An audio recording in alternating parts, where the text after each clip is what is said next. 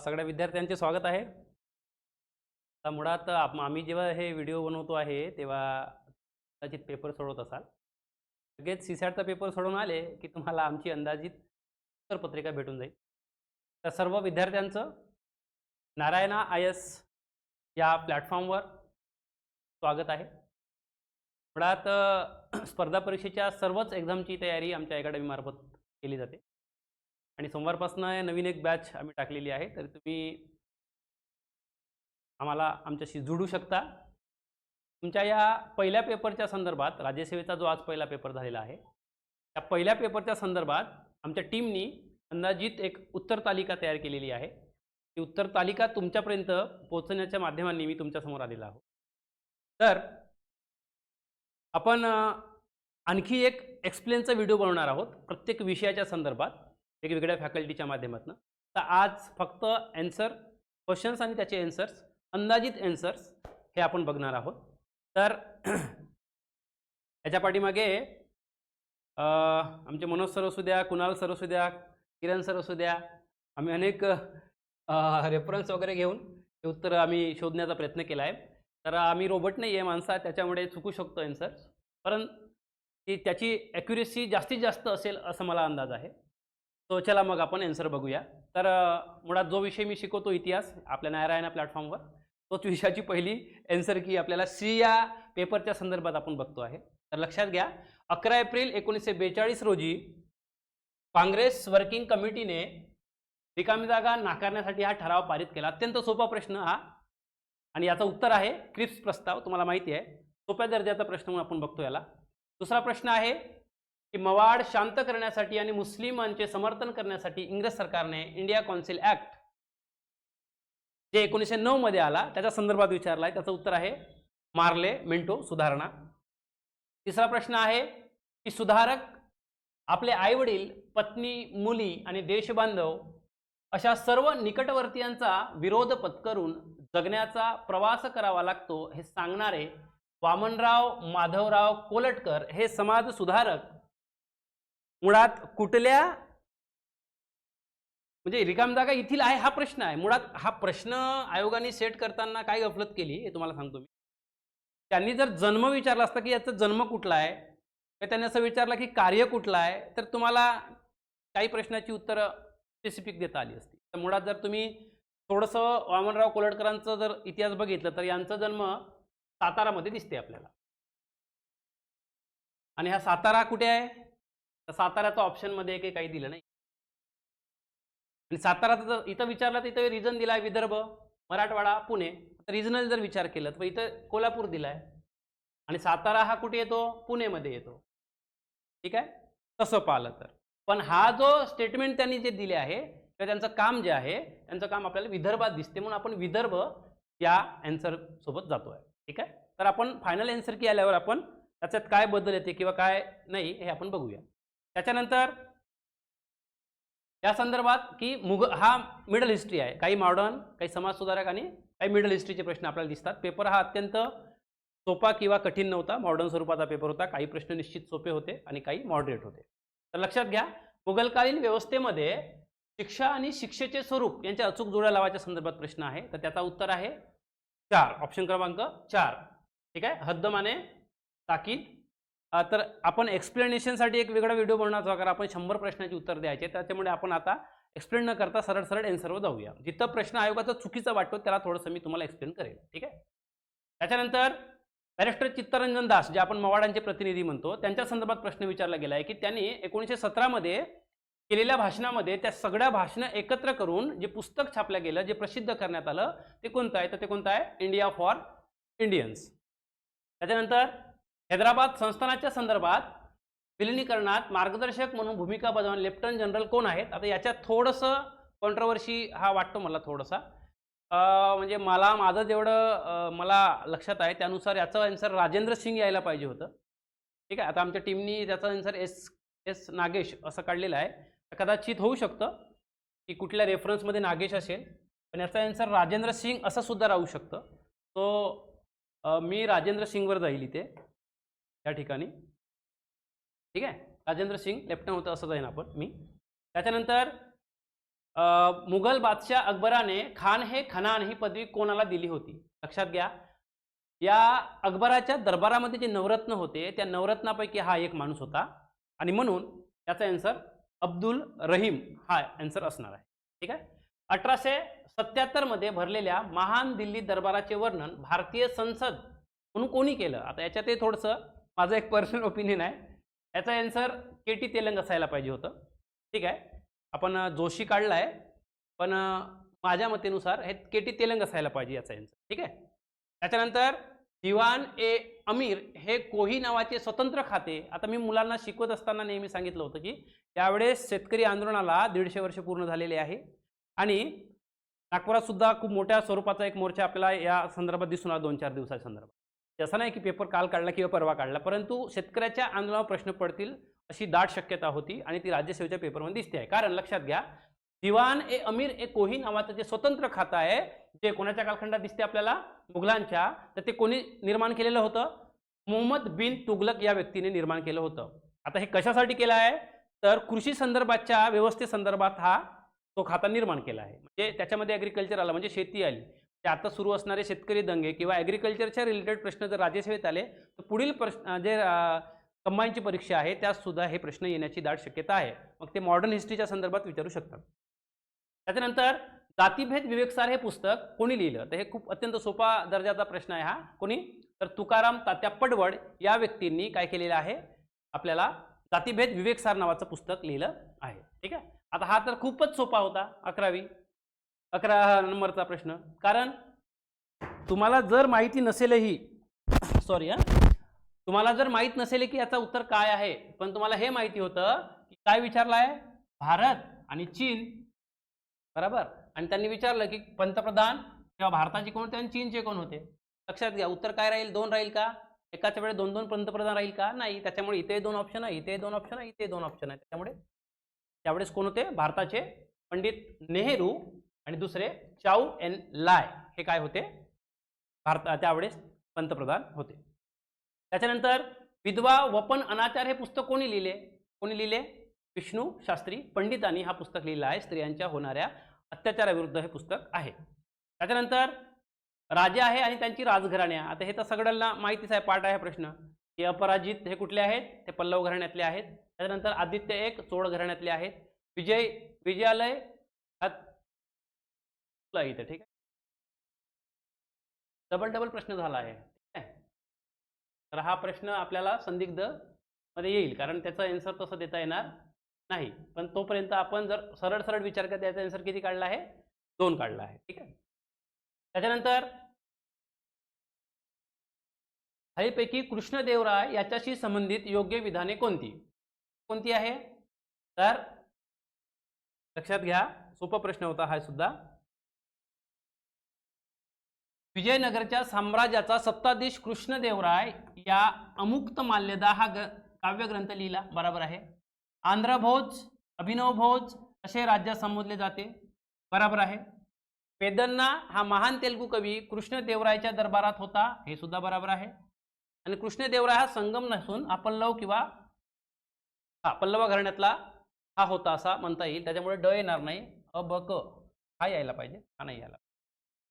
ठीक आहे. त्याच्यानंतर या समाजाचे सदस्य होण्यासाठी व्यक्तीला ख्रिश्चनांनी बनवलेला पाव आणि मुस्लिमांच्या हातचा पाणी घ्यावं लागत असेल. आता आपल्याला जेव्हा आपण समाज सुधारक शिकतो तर खूप सगळ्या विद्यार्थ्यांना माहिती आहे की हे खूप महत्त्वाची संघटना आहे. त्या संघटनेचं नाव आहे प्रार्थना समाज, जे 1867 मध्ये स्थापन झाली. आणि या समाजाचा जर सदस्य व्हायचं असेल म्हणजे जातीभेद दूर करण्यासाठी हा प्रार्थना समाजाच्या संदर्भात आपल्याला दिसून येतं की जातीभेद दूर करण्यासाठी जर एखाद्या व्यक्तीला त्या ज्या संघटनेचा सदस्य व्हायचं असेल तर त्या व्यक्तीला काय करावं लागत होतं? त्या ख्रिश्चन व्यक्तीच्या हातचा पाव आणि मुस्लिमांच्या हातचं पाणी पिणं बंधनकारक होतं. चला, तर हे होती 15 प्रश्न जी राज्यसेवेला विचारली गेली होती इतिहासाची.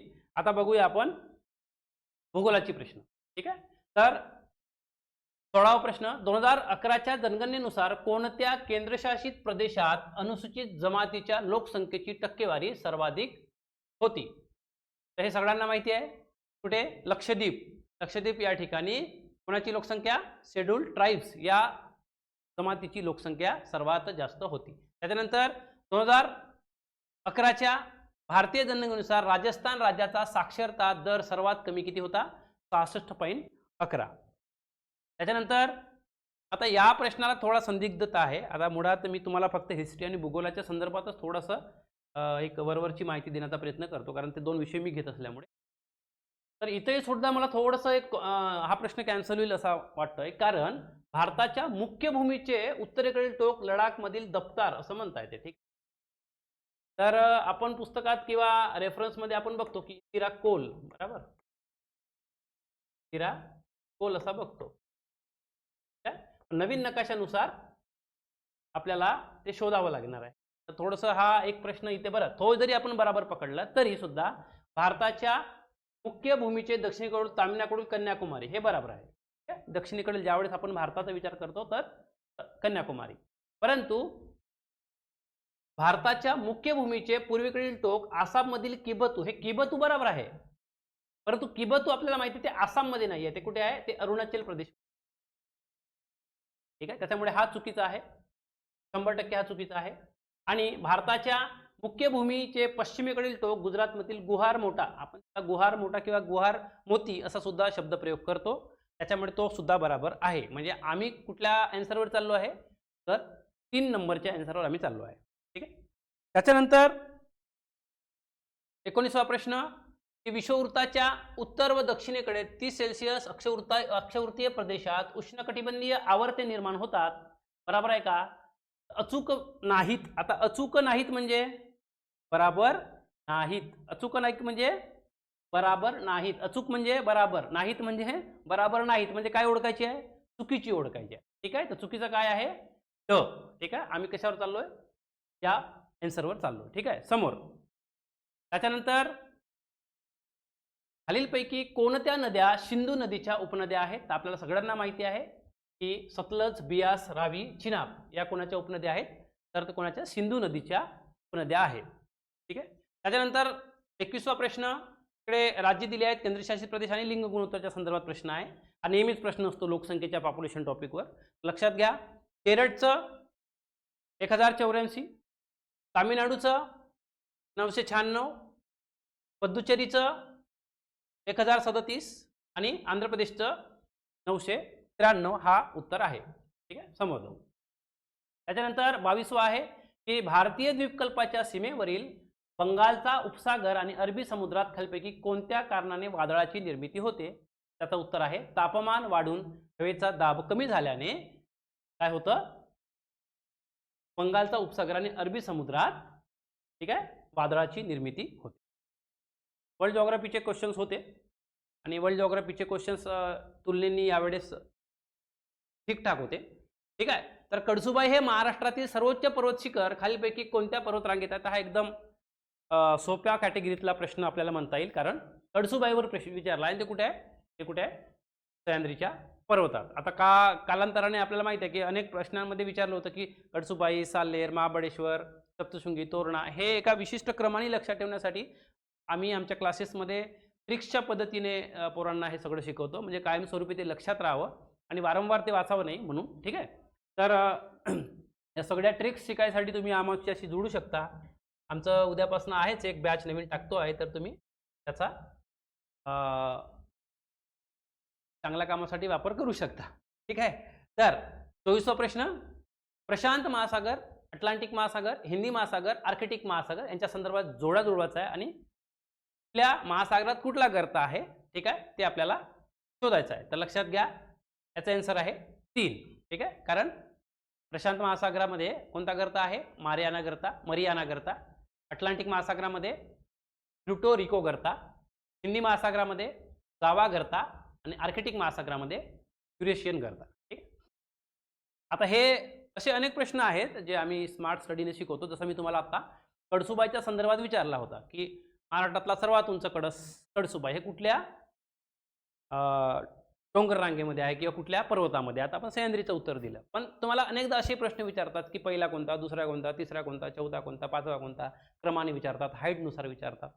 ट्रिक्सच्या माध्यमातून सांगतो की कसा आम्ही हसतो अस्त्र तो वैराची हनुमान, हे साऱ्या महाराष्ट्राला माहिती आहे. त्याच्या पलीकडचे ट्रिक सुद्धा आम्ही पोरांना देतो, जवळकडून 10 ते 15 असे काय तुम्हाला त्याचे कडस माहिती होऊन जातात. आता या संदर्भात सुद्धा कर्कवृत्त भारताच्या कोणत्या राज्यामधून जाते, हा सोप्या कॅटेगरीचा प्रश्न होता. तरी सुद्धा पोरांना लक्षात राहण्यासाठी म्हणून मी नेहमी त्यांना एक ट्रिक देत असतो, मित्र माझा राघू छाप. ठीक आहे, मित्र माझा राघू छाप. आता अनेकांच्या वेगवेगळ्या ट्रिक असू शकतात, तर लक्षात घ्या. मिझोराम, त्रिपुरा, मध्य प्रदेश, झारखंड, राजस्थान, गुजरात, छत्तीसगड आणि पश्चिम बंगाल अशा प्रकारे कर्कवृत्त जो भारतातून जातो या राज्यामधून जातो. आणि हे आपल्याला ट्रिक्स नेहमी लक्षात ठेवायसाठी हे खूप कामाची येतं. ठीक आहे, त्याचा आन्सर काय आहे? गुजरात, मध्य प्रदेश, त्रिपुरा आणि मिझोराम. हा, काय म्हणताय? गुजरात राज्यामधूनच विचारलाय, पूर्व किंवा पश्चिम असा नाही विचारलाय. तर महाराष्ट्र दिलाय म्हणून हे चुकलं, बिहार दिलाय म्हणून हे चुकलाय, बिहार दिलाय. त्याच्यानंतर राखीव क्षेत्र आणि स्थापना वर्ष दिलं आहे, तर लक्षात घ्या. निलगिरी, सुंदरबन, कच्छ आणि पन्ना हे जे रिझर्व जीवावरणाचे जे आहे बायोस्फिअर रिझर्व, त्याच्या संदर्भात त्यांचं कधी कोणत्या वर्षी स्थापना झाली त्याच्या संदर्भात एक फॅक्च्युअल लेवलचा क्वेश्चन होता, त्याचा आन्सर 2 आहे. त्याच्यानंतर एका बाजूला नदी आणि संगमस्थळे आहे आणि एका बाजूला नद्या आहे. आता मी जनरली पोरांना भूगोल शिकवत असताना सांगतो की रे बाबा, मुख्य नद्यावर कधी प्रश्न येत नाही, आला तरी तो फार त्याची पॉसिबिलिटी कमी असते. त्याच्या उपनद्यावर प्रश्न विचारतात, त्याच्यामुळे उपनद्या पाठ करून ठेवावं लागतात. आता पाठ कसं ठेवायचं, तर त्या खूप किचकट आहेत, पण एक ट्रिक्सच्या माध्यमातून लक्षात ठेवू शकता ना, की जसा गोदावरीचे धरण घेऊन पुरमुडा बोरीला सिनली, म्हणून बिंदूने कुंडल फेकून सरस्वतीला मारले. गोदावरीचे धरण घेऊन दारणा, प्रवरा, मुळा, बिंदुसरा, कुंडलिका, सरस्वती, मांजरा अशा मातभर ज्या नद्या आहेत त्या जशी तापी जे 724 आहे तशीच मांजरा 724 आहे. त्यांच्या तुलनेने एक प्रश्न विचारला गेला होता. गोदावरी ही पालात आपण दक्षिण भारताची गंगा म्हणतो, त्याच्यामुळे तिच्या उपनद्यावर प्रश्न येतात. आता इथे तेच दिसतंय आपल्याला की नदी संगमस्थळे कुठे आहे आणि नद्या कुठे आहे. ठीक आहे, त्याचं उत्तर आहे 1 2 3 4. ठीक आहे, समोर. त्यानंतर जून सप्टेंबर काळात महाराष्ट्रात आपल्याला सगळ्यालाच माहिती आहे की कुठून येतो, नैऋत्य मोसमी वारे जून सप्टेंबरमध्ये येतात. ठीक आहे, त्याच्यानंतर 29चा प्रश्नाचं उत्तर काय सांगितलं आपल्याला? 1. त्याच्यानंतर 30चा जिप्सम. ठीक आहे, 31चा चौथा, त्याच्यानंतर 32चा दुसरा, त्याच्यानंतर 33चा दुसरा. ठीक आहे, आता ॲक्च्युली हे मी प्रश्न वाचत यासाठी नाही आहे, कारण आता आपल्याला 100 प्रश्नाची उत्तर काढायची आणि भरपूर टाईम होईल. आणि तुम्हाला माहिती आहे, फक्त तुम्हाला प्रश्नाच्या उत्तरांसाठी फार तुम्ही आतुरतेने वाट बघत असता. त्याच्यामुळे जेवढं शक्य होईल तेवढं ॲक्युरेसी मेंटेन करून ते आन्सर काढण्याचा प्रयत्न केला आहे. तो तुम्ही तरीसुद्धा एकदा तुम्ही तुमच्या पर्सनल लेवलवर क्रॉस चेक करून घ्याल. ठीक आहे, तर 33चा दुसरा, 34चा चौथा. आता हे सायन्सचे प्रश्न आहेत. ठीक आहे, 35चा चौथा, त्याच्यानंतर 36चा चौथा उत्तर आहे याचं 36चा. त्याच्यानंतर 37चा तिसरा उत्तर आहे. ठीक आहे, त्याच्यानंतर 26चा पहिला उत्तर आहे याचा, 26चा पहिला उत्तर आहे. सॉरी 38चा पहिला उत्तर आहे. 39चा पहिला उत्तर आहे. 40चा दुसरा उत्तर आहे. ठीक आहे, शाश्वत विकास संकल्पना. त्यानंतर 41चा उत्तर आहे. 117 ही करंट अफेअर्सचे क्वेश्चन्स आहेत काही. हे विकास लक्ष्य निर्देशांकात भारत कोणत्या स्थानावर आहे, तर कोणत्या 117. 42चा उत्तर आहे 2. 43चा उत्तर आहे 3. 44चा 1. 45चा 3. 46चा 2. 47चा 3. 48चा 3. 49चा 2. 50चा 2. 51चा 2. ठीक आहे, 52चा 1. 53चा 2. 54चा 1. 55चा 4. 56चा 3. ठीक आहे, तुम्ही पॉज करून ते आन्सर व्यवस्थित बघून घ्याल हां. 57चा 1, 58चा 3, 58चा 3, 59चा 2, 60चा 4, 3 त्याच्यानंतर 61चा 1, ठीक आहे. त्यानंतर 62चा ऑगस्ट, ठीक आहे, लक्षात राहण्यासाठी 4, 63चा 1, ठीक आहे. 64चा काय उत्तर आहे? थोडंसं आपल्याला काढताना गडबड झाली आहे की तर आम्हाला हे खाली दिसले होते. हां, तर लक्षात घ्या. याचा आन्सर काय असायला पाहिजे? 4 असायला पाहिजे. फक्त ब. चुकीने इथे क्लिक झालाय. ऑप्शन्स खाली आहे. त्याच्यामुळे याचा आन्सर काय असायला पाहिजे? फक्त ब असायला पाहिजे. हे आन्सर 4 असायला पाहिजे. ठीक आहे, लक्षात ठेवा. त्याच्यानंतर 65चा 3, ठीक आहे. 65चा 3, त्याच्यानंतर 66, 4, 67, 1, 68, 4, 69, 3, 70, 4, 71, 1, ठीक आहे. 72. आता इथे थोडंसं आहे, म्हणजे बराच बोलता येईल याच्यावर, पण आता ते काढलंय आपण, तर तो आपण 2 वर जाऊ. इंग्लंडवर जाऊ आपण. 73व अ म्हणजे 1, 74व,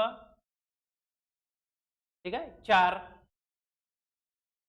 75व 3, 76वा 4, 77चं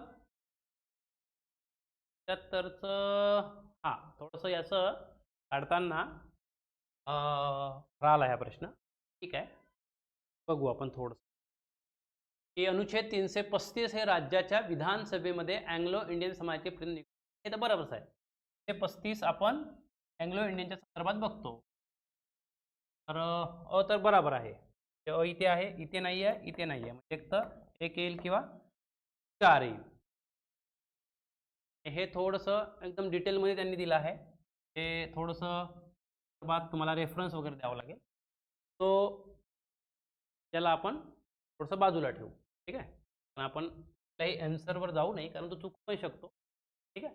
पण जनरली आपण माहिती आहे, आपल्याला जेव्हा प्रश्न सोडवायचा असतात, तर ऑल ऑफ दी अबोव दिसला की आपण हाणतो. ठीक आहे. तुम्ही ऑल ऑफ दी अबोव हाणला असाल असं वाटतं मला. त्यानंतर 78 त्याचा आन्सर आहे 3. त्यानंतर 79 4. त्याच्यानंतर 80 1. 81 1. 82 4. त्यानंतर 83 2. 84 4. 85 4. ठीक आहे. आता फक्त 15 प्रश्न राहिलेली आहेत. 86 4. देन त्याच्यानंतर 87 4. 87 4. 88 88चं 3. 89 89 89चं आहे 4. 90 3. ठीक आहे. 91 2. 92 2. ठीक आहे. 92चं 2. 93 93चं उत्तर आहे 4. 94 4. 95. ठीक आहे. आता इथं सर्वसाधारण जर विचार केला असता, एखादी गोष्ट माहिती नाही आहे, तर 25 मध्ये बंद कशी होईल योजना? एखादी योजना सुरू केली आहे आणि ती लगेच बंद होईल का? त्याच्यामुळे ड तर येणारच नाही आहे. त्याच्यामुळे हा येणं शक्यच नाही. आणि भगवान बिरसा मुंडा महाराष्ट्र सरकारने सुरू केलं आहे, हे तेवढंच माहिती आहे. त्याच्यामुळे हे आणि हे कटलंच. बरं, आपण एक्सप्लेनेशनच्या वेळेस सगळं व्यवस्थित बघूया. याचं आन्सर काय राहील? 3. 96चं 1 पीपल नॅशनल काँग्रेस हा त्याचा उत्तर आहे. हां 97चं सिंधू जल करार हे सतलज, बियास आणि रावी आपल्याला माहिती आहे नदीच्या या उपनद्या. याच्यावर 2 प्रश्न झाला आहे म्हणजे सिंधू नदीवर 2 प्रश्न विचारले गेले. हां 98चं 1. 92चं आता येतंय थोडंसं हा प्रश्न कॅन्सल होऊ शकतो असं वाटतं मला. आपल्याला माहिती आहे की हे 89चं आहे ना? काढलेलं होतं आपण. हां. हे जे आहे चकवा शिरवाडकरचं आहे. हे खडकेचं आहे. कातवा आणि पाखरं 2 आहेत. कोणाचे आहेत? ते मारुती चितमपल्ली यांची आहे. आता अ आणि ब असा आन्सर पाहिजे होता. ते 3 आहे, इथे 3 आहे, इथे 4 आहे. त्यामुळे हा प्रश्न कॅन्सल होऊ शकतो. ठीक आहे? त्याच्यानंतर 100 ठीक आहे? त्याचं उत्तर आहे दिल्ली. ते भारताच्या राष्ट्रपती द्रौपदी मुर्मू यांनी 24 जानेवारी 2024 रोजी कोणत्या ठिकाणी कौशल्य भवन या कौशल्य विकास आणि उद्योजकता मंत्रालयाच्या नवीन इमारतीचं उद्घाटन केलं आहे. तर त्याचं हे ठिकाण आहे नवी दिल्ली. तर लक्षात घ्या अशा प्रकारे संपूर्ण 100 प्रश्नांची आपण उत्तरं बघितली आहे. ही उत्तरं अंदाजित असणार आहेत. ठीक आहे? म्हणजे याच्यावर आपण फायनल आन्सर की आहे का ती नाही किंवा आपल्या आयोगाची नाही आहे. तर लक्षात घ्या आपण जेवढं शक्य होते तेवढं ॲक्युरेसी मेंटेन करण्याचा प्रयत्न केला गेला आहे. सोबत या आन्सर कीसाठी आमच्या सगळ्याच टीमनी फार मेहनत केलेली आहे. त्याच्यामुळे प्रश्न बरोबर येण्याची दाट शक्यता आहे. तर काही प्रश्नांवर निश्चितच तुम्हाला आक्षेप राहू शकतं आणि ते आम्हाला मान्य पण आहे. तर तुमच्या लेव्हलनी तुम्ही त्याला क्रॉस चेक करा आणि फायनल आन्सर कीला खूप फरक पडेल असं मला वाटत नाही. ठीक आहे? हां आणि बाकी प्रश्नाची फक्त तुम्हाला मी उत्तर यासाठी सांगितली कारण बाकी विषय शिक्षक लोकं काय करतील? मला देतीलच. आपण अपलोड करूया एक्सप्लेनेशन. आता मुळात हे आपण जेव्हा पेपरचं डिस्कशन करतो त्यावेळेस प्रश्नाच्या ऑप्शन्स प्रश्नाची जी प्रश्न आहेत त्या प्रश्नाचं एनालिसिस ते ऑप्शन्स कसे असतील? ते का विचारले गेले आहे? तेच आन्सर का बरं आहे? त्या संदर्भात आपल्याला बोलता येईल. सोबत कंबाईनच्या परीक्षेत प्रिडिक्टेड क्वेश्चन्स आपल्याला जज करता येतं त्या ऑप्शन्सवरनं किंवा त्या क्वेश्चन्सवरनं. ठीक आहे? सो आमची बॅच सुरू आहे आणि तुम्ही आमच्या नारायणा IAS अकॅडमीला जुळावं आणि अभ्यासाला लागावं एवढी तुम्हाला शुभेच्छा देतो. CSATचा पेपरसुद्धा तुमचा छान जाईलच. तो आता सुरू झालेला असेलही. सुरू व्हायचा असेल. तर तुम्ही तो पेपरसुद्धा व्यवस्थित द्या आणि CSATवर सुद्धा आमचे सर बनवतील. तो व्हिडिओसुद्धा अपलोड करतील आणि आमच्या या पेजला नारायणा अकॅडमीच्या सबस्क्राईब करा, लाईक करा आणि फॉरवर्ड करा. Thank you.